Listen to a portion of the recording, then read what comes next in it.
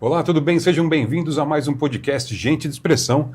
E hoje eu estou recebendo aqui ela, que faz design de interiores. Daqui a pouquinho vocês vão saber mais sobre o trabalho dela. Mas antes, é lógico, vamos dar aqui o recado de sempre. Dia 25 de outubro, 19º Troféu Frutos de Indaiá, lá no Clube 9 de Julho, a partir das 20 horas. Grande show com a dupla Jades e Jadson. Então, se você ainda não fez o seu contato com a equipe do Grupo Mais de Expressão, liga aqui. Vamos, conversa com a nossa equipe e aproveita, participa desse grande evento que reúne os melhores empresas e empresários de Indaiatuba. Agora sim, vou apresentar ela, que é a nossa convidada de hoje. Uma breve introdução antes do bom dia, boa tarde e boa noite dela. Trabalha há 10 anos na área de execução de projetos. Sua jornada começou com projetos de marcenaria, até que decidiu abrir seu próprio escritório. Adora estar em meio às obras e conversar com a equipe. Junto com o marido Renan, presta atenção, construiu sua própria casa, tornando-os pedreiros do próprio lar. Sua missão é mais do que construir espaços, mas lares que acolhem e inspiram, com cada projeto refletindo cuidado, funcionalidade e beleza para transformar qualquer ambiente. Com vocês, a nossa convidada de hoje, Alexia Gastaldello, design de interiores da Alexia Projetos e Reformas. Alexia, seja bem-vinda. Obrigada, Fábio. Prazer estar aqui com vocês. Obrigada pelo convite. E amei essa introdução. Gostou? Tá tudo lá no seu Instagram. Daqui a pouco eu vou passar o Instagram da Alexia para você saber ver todas essas informações e muito mais. Alexia, vamos falar sobre design de interiores. É uma profissão que está em alta, né? Afinal de contas, temos aqui, ainda mais em Indaiatuba, né, que vive um momento de ebulição aí no mercado imobiliário. Projetos de vários padrões, de alto padrão, médio padrão. Então, assim, eu creio que a procura e o número de clientes devem ter aumentado muito, espero, né, nos últimos anos. Eu gostaria de começar falando isso um pouco sobre a sua carreira. Bem, eu já falei um pouquinho na introdução, né, mas gostaria que você falasse mais como é que você começou na área de design de interiores. Eu falo que eu comecei de gaiato, assim, né? Foi muito inesperado. Eu era de São Paulo e me casei com 18 anos e mudei para Indaiatuba porque meu esposo já era daqui. E aí aqui o Renan tinha tem uma prima que já trabalha na área. E ela, para dar uma força e tal, até porque eu não tinha serviço, não tinha nada, ela falou para eu fazer captação de cliente para ela, né? E aí foi aí que eu comecei a entender o que era isso. Porque eu pensava, gente, alguém vai pagar uma pessoa para decorar o ambiente? Eu achava isso meio maluco, né? Não é? Aí eu comecei com ela, né? E aí, com o passar do tempo, eu fui trabalhando em algumas marcenarias. O meu começo mesmo, assim, com uma empresa, foi na Delano, que tinha aqui em Indaiatuba. Inclusive, eu sou muito grata a eles, porque eles me deram uma baita de uma oportunidade. E aí, eu ficava lá com eles, fazia captação de cliente para eles. Eles me ensinaram a fazer projetos de marcenaria. E aí, foi isso. Eu comecei assim, com marcenaria, e aí, com o andar da carruagem, eu fui pegando outros projetos mais completos, projetos de interiores, atendendo o cliente final, até chegar no estágio que a gente está hoje, que é ter equipe de obra também. Legal. É isso, gente. Gratidão e aproveitar oportunidades, né, Alexia? Isso é interessante. Bem, antes de falarmos sobre como fazer, isso que eu queria saber. Quais os equívocos mais comuns cometidos sem o apoio de um profissional na hora de montar o seu projeto de design de interiores? Gente, assim, parece surreal, assim, umas coisas que você fala, nossa, mas isso é tão óbvio. Sabe quando o óbvio acontece? Aconteceu, inclusive, uma vez eu fui na casa de uma amiga e ela estava reformando. Eu fui lá despretensiosa, assim, só... Foi visitar mesmo. E ela estava reformando, ela comentou, né? Falou, aqui vai o cooktop e tal, não sei o quê. Aí eu falei, tá, e a tomada? Para ligar o cooktop. Precisa? Ainda não tem essa tecnologia, né? Não chegou, por indução. E já tinha pedra, já tinha tudo. Daí ela falou, menina do céu, não acredito. Esqueci. Olha só. E aí fez a tomada. Então, assim, isso a gente tá falando de um detalhe bobo, né? Mas que gera um transtorno, porque às vezes já tem revestimento, já tem a pedra, a parede já tá pintada. Então, dentro do projeto de interiores, a gente especifica tudo. Ponto de tomada, ponto hidráulico, iluminação, pisos e revestimentos. Tudo isso é previsto dentro do projeto. E a gente revisa esses projetos, né? Claro. Várias vezes, passa pela equipe, passa pela arquiteta, depois passa por mim. Então, a gente tem um checklist, né? Pra gente também certificar de que não esqueceu de nada. E aí a gente sempre imprime, né? O projeto e deixa em obra. Uhum. Porque daí fica lá bem grande, Claro. a gente passa, revisa, o pedreiro que tá lá também. Então, evita muito esse retrabalho. E até o projeto, embora não seja a questão, mas ele evita desperdício de material. Principalmente, né? Porque qualquer obra hoje em dia não é barato, né? Então, o que der para economizar, melhor, né? Não é nem economizar, no caso, né? É não gastar a não mais. gastar. Porque o pessoal, por exemplo, piso, vai lá e faz cálculo por metro quadrado.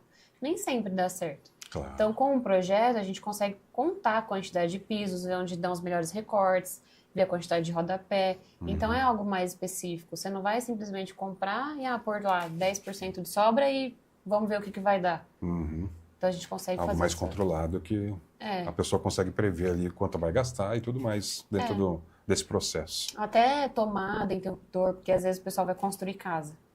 Aí, eu vou pôr umas 4 tomadas nessa parede. Aí depois ele vai ver, nossa, mas nessa parede acho que vai o guarda-roupa. Aí quer dizer, ele gastou com conduíte, fiação, acabamento. Claro. E desperdiçou, né? Porque não tinha Não um fez essa planejamento. previsão aí. A gente estava falando aqui um pouco nos bastidores, né, sobre processos criativos.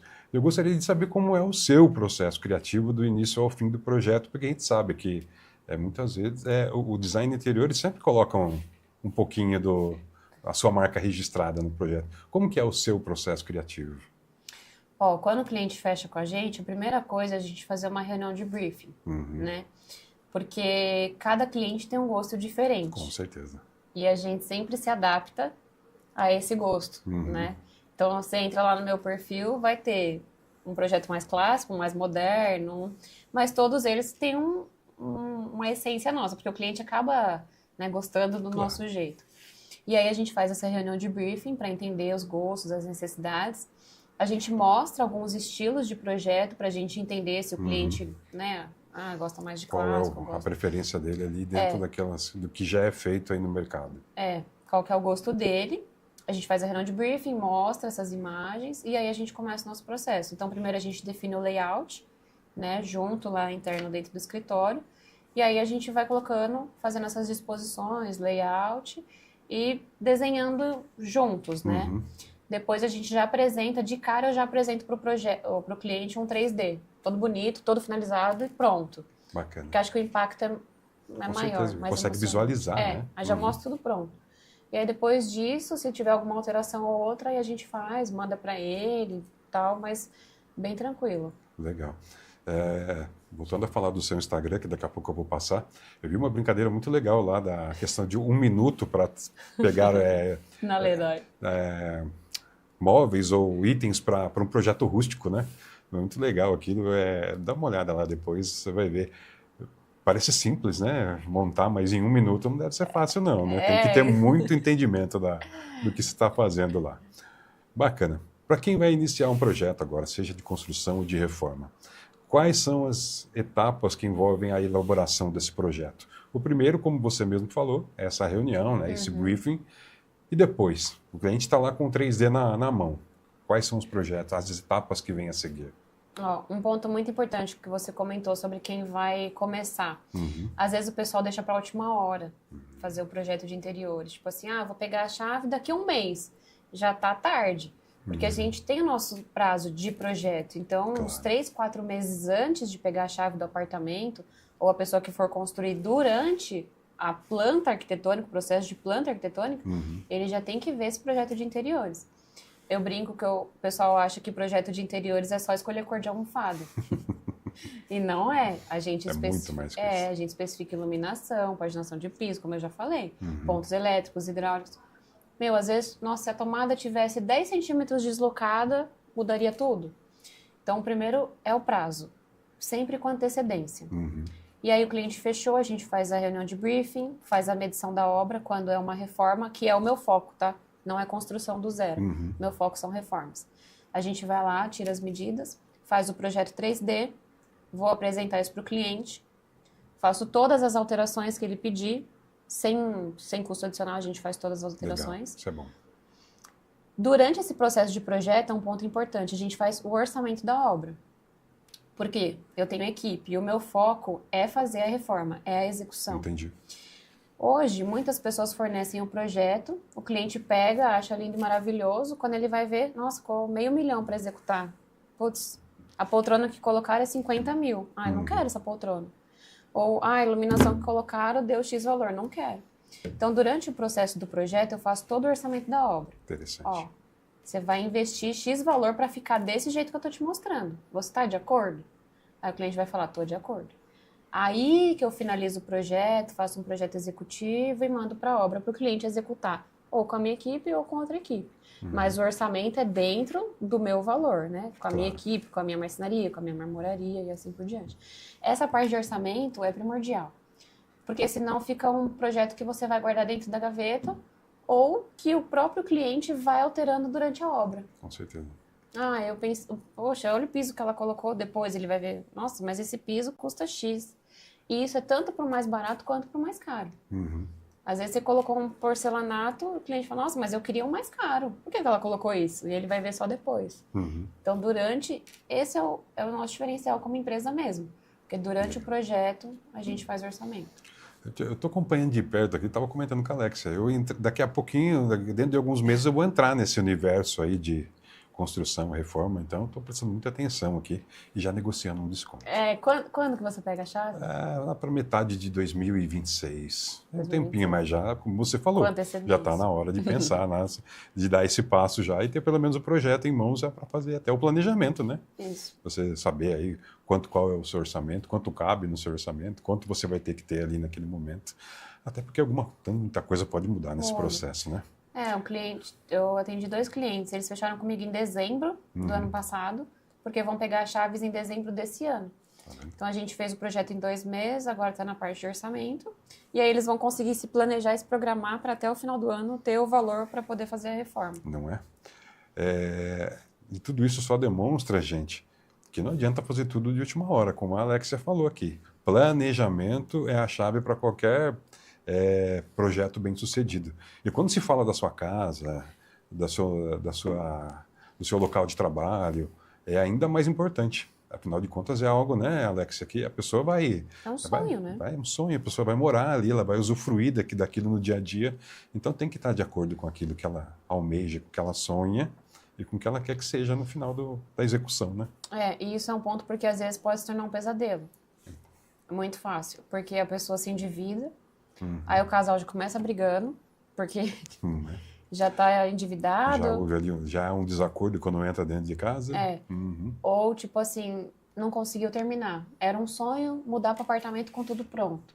Quando a pessoa começou a reforma sem planejamento, não tem ideia de custo, porque hoje nada mais é R$100, né? Tudo é mais que 1.000. E aí a pessoa já entra frustrada porque não conseguiu terminar. Então, assim, ou faz empréstimo, ou sei lá o que faz, que não estava no planejamento, se endivida e aí já vira um caos. Quais são as suas maiores inspirações no mundo do design? Olha, eu acho que as inspirações, elas vêm, assim, do dia a dia mesmo. Acho que tá nas pequenas coisas. Às vezes até um Instagram que você abre e você vê o projeto de um colega de profissão. Porque a gente tem, né, eventos nossos, né, que reúne os colegas e tal. E eu acho que tá em tudo, assim. O que eu gosto mesmo de me inspirar é que eu falo que a natureza, além dos colegas, a natureza nunca erra. Então, tipo assim, tudo que a gente puder usar de elementos naturais, se a gente vê na natureza, é perfeito. Com certeza. Né? Então, assim, eu gosto muito de trazer um verdinho pro projeto, ou uma pedra natural, gosto de usar madeira. Então, eu acho que tudo que remete também à natureza, não tem pra onde fugir. Nós recebemos aqui recentemente um cliente falando sobre pedras decorativas. Eu não imaginava, eu não tinha ideia de como esse mercado expandiu, essas aplicações, pedras que a gente estava acostumado a ver de uma maneira, hoje são aplicadas de... Ou seja, o limite é a criatividade mesmo, né? De quem está executando o projeto e dessa parceria entre cliente e o profissional. E o bolso, né? Que eu falo que tem materiais. Não, isso daí é básico. Tem materiais de 100, de 1.000, de 1 milhão. Não é? Ainda mais nos dias de hoje, como você falou, né? Eu costumo falar com a minha esposa, pisar num supermercado hoje é R$100. Aí o que vier além disso é um gasto a mais. Importante. Como você equilibra estética e funcionalidade? É interessante isso, porque o projeto tem que ser funcional, né? Afinal de contas, né, a gente está falando do dia a dia de uma casa, até mesmo de um projeto comercial. Precisa ser bonito, mas precisa ser funcional também, né? A funcionalidade é primordial, né? Quando se trata de projetos de comércio, a gente não entende de todas as áreas, né? Claro. Então, o primeiro passo é na reunião de briefing a gente entender o dia a dia do cliente. Quais são as principais necessidades deles? Então, por exemplo, eu fiz uma loja de roupa. Depois você vê lá no Instagram, da Lilian Cristina. Já vou até fazer propaganda dela. Loja de roupa de esquina, na Ademar de Barros. As mulheres ou os maridos podem ir lá comprar roupa para as esposas. Mas eu nunca tinha feito uma loja. Aí eu cheguei e falei, olha, como que é o seu dia a dia? O que você vai pendurar? O que você vai dobrar? Tal. E lá ficou funcional e bem bonito. Quanto de estoque a gente precisa ter? Então, eu tive que ter essa conversa com ela. E com o cliente é a mesma coisa, porque o que é funcional para você não é para o outro. Claro. Então, a gente entende o dia a dia da família, a rotina. Um closet, por exemplo, você usa mais roupa de pendurar ou de dobrar? Eu penduro tudo em cabide. Mas tem cliente meu que dobra tudo dentro de gaveta. Então, na reunião de briefing, a gente vai entender isso. Qual que é a prioridade da família? Legal. E aí se adaptar. Deixar funcional e aí trazer o toque, né? A cor, a decoração, para deixar o ambiente bonito também. Isso é importante. O que você pensa sobre sustentabilidade no design de interiores? Esse é um assunto cada vez mais em alta, né? É uma necessidade, né, no mundo que a gente vive hoje. Dá para ser amigo da natureza, eco-friendly, e dá para ser estiloso ao mesmo tempo, dentro de um projeto de design de interiores. Você já falou um pouquinho que gosta do verde, né? Acho que isso já é uma facilidade, é algo a mais dentro desse projeto. Sustentabilidade, dá para ser sustentável dentro de um projeto de design de interiores? Dá, com certeza. E eu acho que a sustentabilidade também vem de reaproveitar alguns materiais. Claro. Né? A gente diminui o descarte de entulho, de lixo, etc. Então, como o meu foco são reformas, inclusive tem alguns clientes que já moram, né, na casa e quer dar um up e tal. Então, a gente, às vezes, usa os materiais que o cliente já tem mesmo. Já tem um móvel. Putz, não tá ruim. Tá bom. Então a gente pode só trocar o puxador? Já dar uma cara nova? Ou a gente... Teve um cliente que eu fiz em São Paulo, já tinha um closet, mas era com uma madeira bem boa, mas bem mais antigo. E aí a gente só adesivou, sabe? Assim, então a gente reaproveita. Aproveita-se já o que tem disponível ali, só dá um... Se tiver em boas condições, né? Aí a gente consegue reaproveitar e... Isso é interessante, né? Porque você elimina o número de objetos descartados, materiais descartados. O orçamento também, né? Acaba sendo menor, o que por si só já é uma vantagem. E você também não gera aí mais detritos no mundo, né? Que acho que é uma grande preocupação, né? Agora, a pergunta que eu vou fazer para você é bem pessoal, né? A gente estava discutindo aqui. Se você pudesse decorar qualquer lugar do mundo, é um lugar que você viajou, conheceu, passou, viu numa revista, qual seria esse lugar?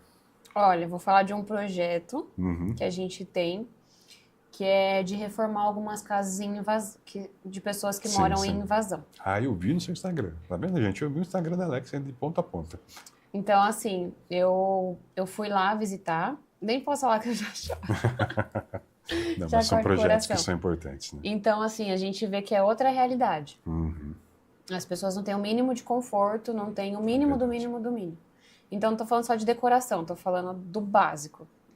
Do colchão, da cama. E aí eu tenho esse projeto que eu, inclusive, quem quiser ajudar, né? Claro. A gente tem uma família que precisa de ajuda e a gente precisa reformar porque tá caindo, literalmente, o teto. E é trazer isso para dentro da comunidade. Legal. Né? Não da decoração em si, assim, do sofisticado. Sim, sim. Mas do mínimo. Do básico mesmo, do como conforto, você disse, né? A segurança. Da segurança. Então, se eu pudesse... Tipo assim, eu cheguei lá e falei, gente, dá vontade de reformar a casa de todo mundo. É que, infelizmente, a gente não tem condições. Claro. Mas se eu tivesse...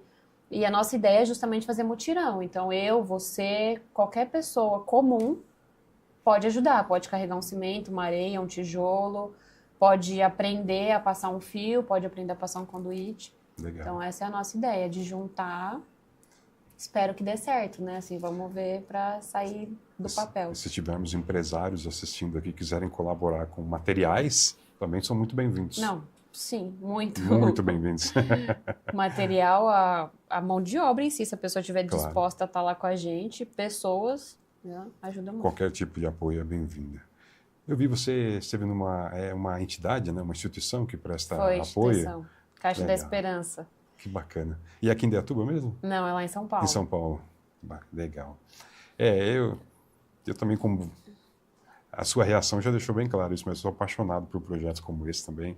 Tenho certeza que se tivéssemos mais como esse, o mundo estaria numa condição melhor, porque isso não é caridade, é reciprocidade, né? Tudo isso que você conquistou na sua carreira, né? Depois de tanta batalha, de tanta correria, né? Você está devolvendo isso para a sociedade, né? Para outras pessoas com menos oportunidades, devolvendo isso para que ela possa ter, no mínimo, uma residência, uma casa em condições dignas de viver. Isso realmente é essencial. Agora, vem aquela pergunta que eu faço praticamente todo mundo passa aqui. Que conselho você daria para quem está pensando em seguir carreira como designer de interiores? Abstraia a loucura do dia a dia, o estresse o que não dá para fazer, viu, gente? Na vida real não é possível, mas acho que toda profissão tem o seu dia de não tão glória assim. Mas qual seria a dica aí para quem está pensando em iniciar? Olha as revistas, vê aqueles projetos maravilhosos, fala, acho que eu gostaria de fazer isso. Qual seria a dica? Olha, a dica a pessoa tem que estar o tempo todo com quem tem mais experiência que ela. Então, assim, eu falo que, para mim, os pedreiros, os eletricistas, os pintores são muito importantes. Porque o que eu tenho de idade, eles têm de tempo de trabalho, gente. Surreal, assim. Não é? Então, é no dia a dia da obra, para você aprender. Você pode ler uma revista, né, tal, mas... Nada melhor que o campo. Você tá lá com o cara e fala, viu, mas eu coloquei uma tomada no projeto. Mas como que eu faço para essa tomada vir daqui até aí? Daí a pessoa vai te orientar, vai falar, então é assim. Porque aí você começa a pensar fora do papel, porque o papel, eu falo, aceita tudo. Claro. Se eu colocar lá, vai dar tudo certo. Pode viajar ali, né? Sem problema nenhum. Então, assim, a pessoa que gosta disso, que gosta dessa parte, o ideal é que ela esteja na execução também, para ver como que é aquilo funcionar. Claro. Ela vai andar mais rápido. Sem dúvida nenhuma. E assim, ter paciência, né? Porque aí vem a parte do estresse, de coisas que dão errado, e isso é natural também. Quantos erros de projeto eu já tive? Muitos erros. Acontecem, né? Intempéries aí ao longo do projeto, alguma mudança de última hora, ou algo que não coube não ficou interessante no papel, ficou legal, mas ali na execução... E aí eu me culpava e julgava, e falava, meu Deus, como que eu errei isso? Então, para quem está começando, entender que também isso faz parte do processo. Claro, sempre, natural. Em qualquer profissão, né? Acho que é interessante isso. Você vai acertar, você vai errar, mas só não pode desistir. Exatamente. Agora, antes da gente finalizar, que a gente está chegando ao final já, passa rápido, né? Tem tanta coisa para falar. Eu queria que você falasse mais desse projeto Pedreiros do Próprio Lar. Isso me interessou assim, espetacularmente, porque eu achei isso muito interessante. Muitas vezes a gente fala em sonho, e às vezes a gente entrega o sonho na mão de tanta gente, né? Mas você e o Renan foram lá e colocaram a mão na massa. Foi isso mesmo? Foi. Tem umas fotos. Tijolo, depois... tijolo? Como que foi isso? Eu falava pro Renan, falava, minha mãe teve a casa própria com 24 anos. Eu tô chegando com 24 e não tenho casa própria. Só que assim, a gente pagava aluguel, eu mais pagava para trabalhar do que trabalhava, e o Renan, né, trabalhava já, mas mesmo assim é muito difícil construir uma casa. Com certeza. Aí eu encasquetei que eu queria uma casa, e aí a gente voltando de moto, eu passei lá no bairro e tinha um plantão de vendas. Eu falei pro meu esposo, olha, vamos descer? E a gente desceu super despretensioso, né? No final das contas, meu sogro conhecia também a pessoa que estava vendendo o lote, sabe? Tipo, quando tudo dá certo. beleza. Cósmico. O lote, beleza, deu certo. Mas a construção, a gente não tinha dinheiro. Hoje eu, tipo, assim, eu fico pensando, eu não sei de onde que a gente, da onde a gente conseguiu, porque aí a gente não tinha dinheiro realmente para fazer, então a gente pôs a mão na massa. A gente colocava os guarda-sol lá na obra, ia de final de semana e à noite. Então, assim, esquece o churrasco de final de semana, esquece viagem, e aí focamos. E aí a gente foi construindo, a gente fez as pias da nossa casa, porque a gente não tinha dinheiro pro mármore. A gente fez de concreto as pias. A gente que colocou os pisos e os revestimentos dos banheiros. A gente fez o telhado. A gente pagou, na época, pra bater a laje, rebocar, porque aí a gente já, tipo assim, a gente já não tava aguentando mais. Mas a elétrica, a hidráulica e a pintura também a gente pagou, porque o rapaz, acho que ele ficou com tanta dó que ele cobrou na época, tipo assim, R$2.000 pra pintar a casa toda, porque tava com dó.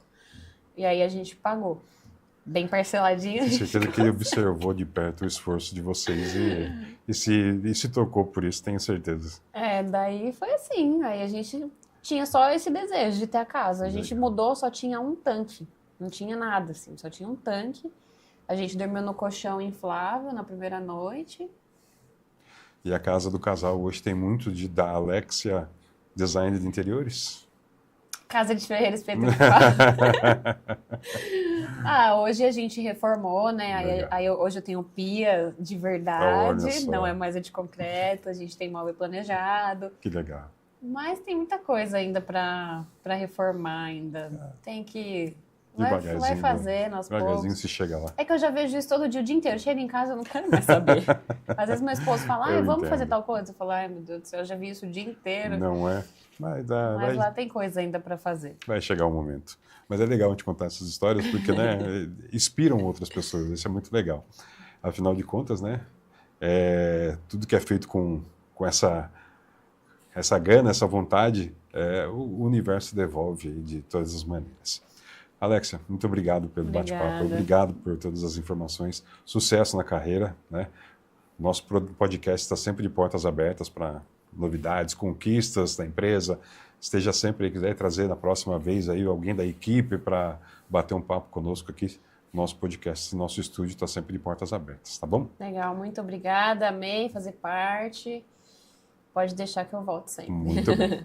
A Alexia Projetos e Reformas pode ser conferida no Instagram, anota aí, @Alexia_Interiores e o WhatsApp, me corrija se eu estiver errado, 19 99981 1120. Orçamentos, tudo você consegue lá. Algum outro canal de comunicação hoje, o Instagram e o WhatsApp? Não, só Instagram e WhatsApp. Bacana. Então é isso. Alexia Projetos e Reformas, a nossa convidada hoje do podcast Gente de Expressão. Voltamos em breve com mais empresas, empresários, prestadores de serviço aqui de Indaiatuba, sempre oferecendo e trazendo o melhor do município e da região. Tá bom? Obrigado, até o próximo podcast e até lá.